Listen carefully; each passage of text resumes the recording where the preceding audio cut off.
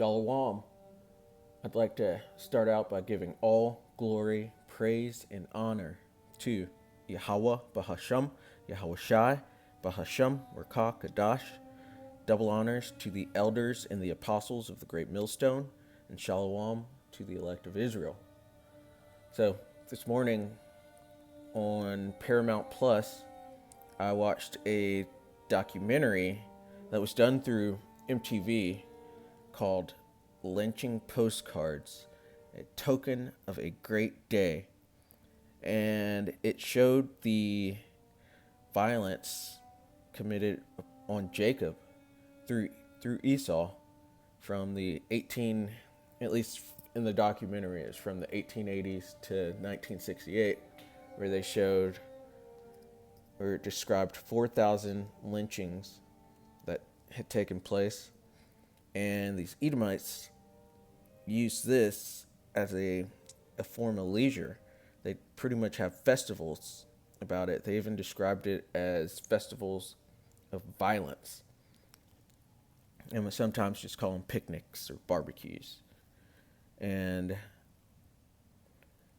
it was pretty eye-opening. I'd seen a lot of these pictures before, but it's great to see a documentary on it and to see that this is becoming more mainstream and that people are aware of this. This is actually a form of Esau's tongue falling upon himself, because it's evidence of their violence against Jacob.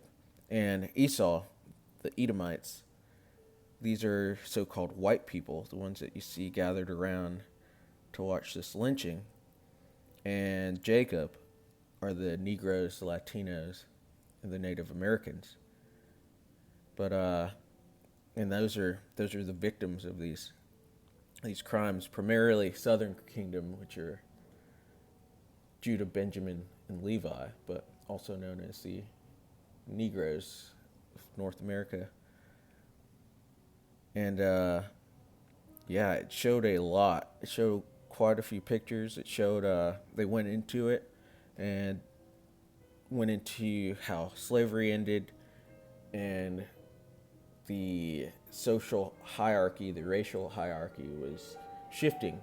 And so to maintain control and power and fear, these the Edomites would commit these atrocities against Jacob, really just for existing. They make up something like, oh, he murdered this Karen or did this to somebody, and they just have a mob will come together and grab up Jacob, put him on a tree, cut off his members, his rod, cut off different appendages, fingers, toes. And when they'd actually set him on fire, that's where they say it's a barbecue. And they take these postcards and pictures of this and send it around the country. And they trade them back and forth, make little messages on the bottom of them. And poems, they had poems that they'd even do. And it's actually around this time when a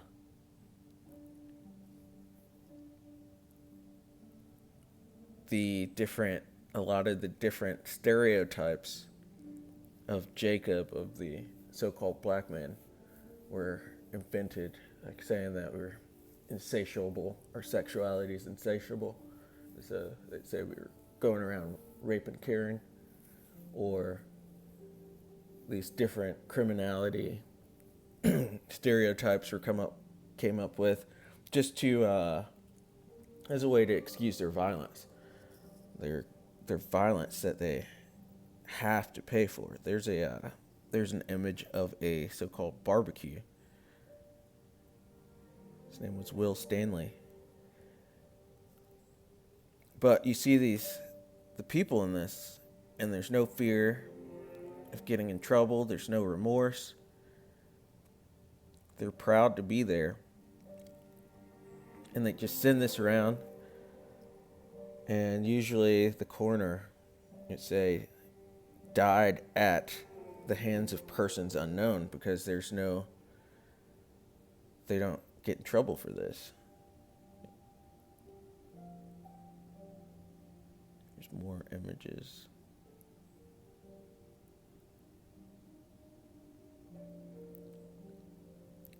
And this one, here's a little poem that was written about the dogwood tree. It says, "This is only the branch of a dogwood tree, an emblem of white supremacy.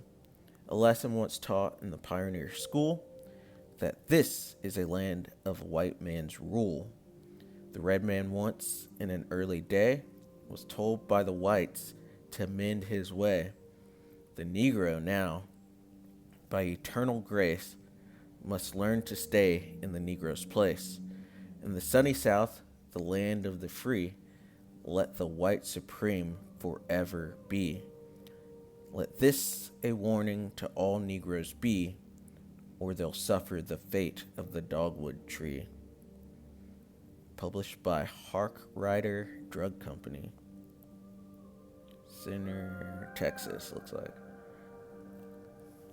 But yeah, they'd send these things around and with no regard for getting in trouble.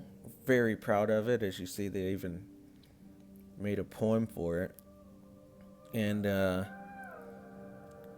that documentary also went into the lynching of Jesse Washington, he's a teenager, 1916.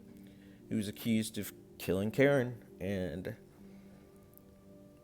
a photographer with the last name Gildersleeve was there to take photos of it. 15,000 people gathered around. These weren't necessarily KKK members, they were just regular, everyday citizens, which shows Esau's in trouble. He's he's guilty. It's not just like it's you all as a whole. You're wicked people. You're the devil that the Bible describes. But Gildersleeve was able to take over, get a really good positioning to photograph everything that happened. And he asked the mayor if he could, and the mayor was not concerned about the lynching, the violence that was about to happen. He was concerned about the dogwood tree being harmed while they lynched and burnt Jesse Williams. And these pictures, the Gildersleeve pictures, became famous for this large lynching, and W.E.B. Du Bois ended up sending those Gildersleeve pictures to Congress, and obviously nothing happened. There were actually 200 anti-lynching bills sent to Congress, but over the last century, 100 years, and none have ever passed. But we do have these pictures, these postcards, to show Esau's guilt, to show his violence. It's he's showing it and he's proud of it.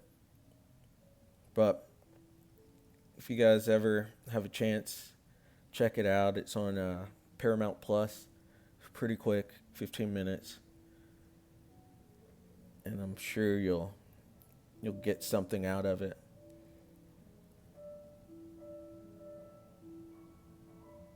And go to Zechariah 11:5. Whose possessors slay them, that them being Jacob, the Negroes, the Latinos, and the Native Americans. The possessors being Esau, the Edomites, the self-proclaimed white people, the Caucasians, so-called. Those are the Edomites. Moving on. And hold themselves not guilty, because they don't think they have anything to pay for. They think they're in good case. They think they are as the Most High. And they that sell them say, "Blessed be the Lord, Yahweh." They're not calling him Yahweh, but "For I am rich, and their own shepherds pity them not." because they think they know the Lord. They think they're in good case. They have been made rich off of slavery and off of stealing from Jacob throughout the ages. And our own shepherds, as in our so-called priests and pastors that are supposed to be telling us that we're Israelites and that the Edomites' day will be coming and our day will be coming, where everyone gets judged. They're not telling them the truth of the scriptures and who's who, and that we, the Israelites, are the only ones that can be saved.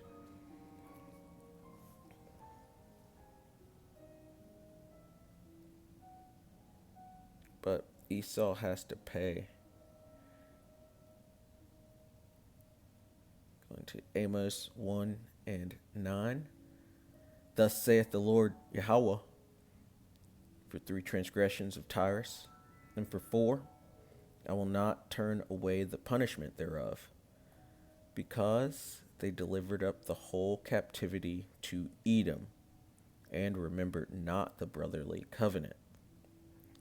But I will send a fire on the wall of Tyrus, which shall devour the palaces thereof. Thus saith the Lord Yahweh, for 3 transgressions of Edom, and for 4, I will not turn away the punishment thereof, because he did pursue his brother with the sword, and did cast off all pity.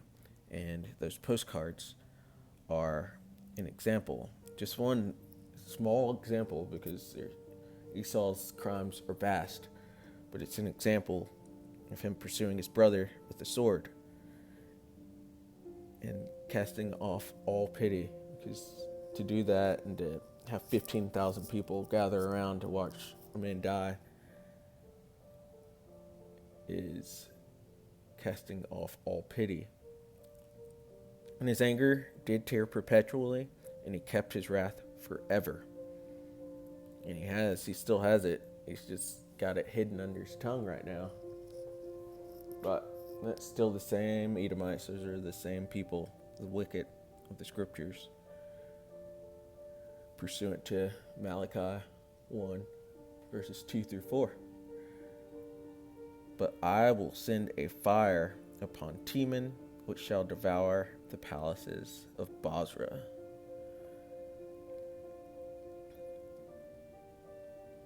Got a lot to pay for. That must be scary, Esau. The Lord is coming back for you. I'm going to go to Ezekiel 35, starting out at verse 2. Son of man, set thy face against Mount Seir, and prophesy against it. Mount Seir being one of the capitals of Idumea. It's where Esau used to live. And say unto it, Thus saith the Lord power, Behold, O Mount Seir, speaking to the Edomites, the so-called white people, I am against thee, and I will stretch out mine hand against thee, and I will make thee most desolate, more desolate than anyone you saw in those postcards. I will lay thy cities waste, and thou shalt be desolate, and thou shalt know that I am the Lord Yahweh Bahashem Yahweh Shai, because thou hast had a perpetual hatred, and hast shed the blood of the children of Israel by the force of the sword in the time of their calamity, in the time that their iniquity had an end. And all this is post-slavery. All those pictures in these documents, it's all post-slavery, which was the time that our iniquity had an end. You could have helped us and helped us build up our communities. Instead, you tore them down and continue to tear them down. And you have a lot to pay for. The Lord's telling you right here. No, you don't get away, Esau. Therefore, as I live, saith the Lord power, I will prepare thee unto blood, and blood shall pursue thee. Sith thou hast not hated blood, even blood shall pursue thee. And from those postcards again, you can tell they don't hate blood, they love that violence. And what goes around comes around. You're going to have to, for all that blood that you spilled, it's going to have to The land can't be cleansed of the blood except by he who shed it. Paraphrase. Thus will I make Mount Seir most desolate, and cut off from it him that passeth out, and him that returneth. And I will fill his mountains, mountains pertaining to the government, to this land, with his slain men, and thy hills, and in thy valleys, and in all thy rivers shall they fall that are slain with the sword. So, you using the sword, your blessing on everyone else, it's going to have to get pointed at you. It's going to have to slay you. And that time is coming. We're here. We are in the latter days, and you did not think of your latter end. Verse 9, I will make thee perpetual desolations, and thy cities shall not return, and ye shall know that I am the Lord Yahweh. You're in so much trouble, Esau.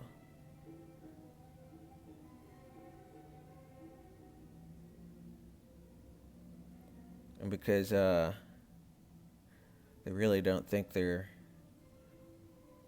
don't think that they have to pay for the sins of their father. So I wanted to pull up these because it's settled quite a few times that the Lord doesn't punish or that he saves those sins for the third and fourth generation. Let's go to, this is Exodus 34:7.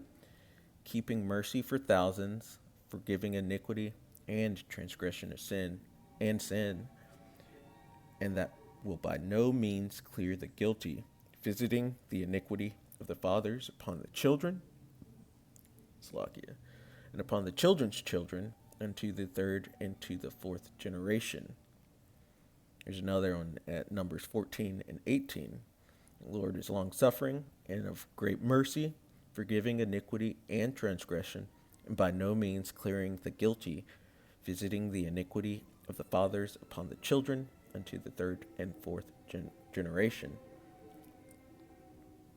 Deuteronomy 5:9. Thou shalt not bow down thyself unto them, nor serve them, for the Lord thy power am a jealous power, visiting the iniquity of the fathers upon the children, unto the third and fourth generation of them that hate me. And Esau hates the Lord. He hates the Lord's people. And he can go on hating, keep doing it, because the Lord is going to bring judgment upon you. Jeremiah 32:18. Thou showest loving kindness unto the thousands, and recompensest the iniquity of the fathers into the bosom of their children after them. The great, the mighty power, the Lord Yahweh, Bahashem, Yahushai of hosts is his name. You got a lot to pay for it, Esau. I don't know how you deal with it. I'm surprised y'all aren't killing yourselves off en masse. Because what's coming is the end of you. It's your end. Sword is sharpened. Sword is furbished. You gotta pay for this stuff. Isaiah 14:21. Prepare slaughter for his children, for the iniquity of their fathers. Do you understand, Esau? You do have to pay for this. You have a blood debt. You existing Edomites right now, you have to pay for all the blood that has been shed here and around the world, and especially for the blood of the saints, the Negroes, the Latinos, and the Native Americans, the Israelites of the scriptures, of the Bible.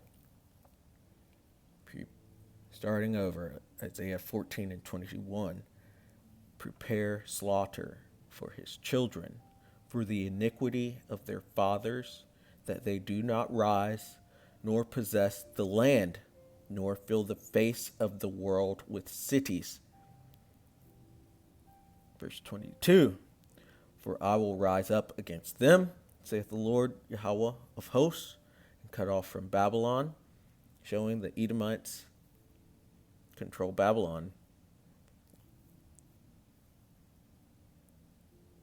Y'all are connected to Babylon, which Babylon is America.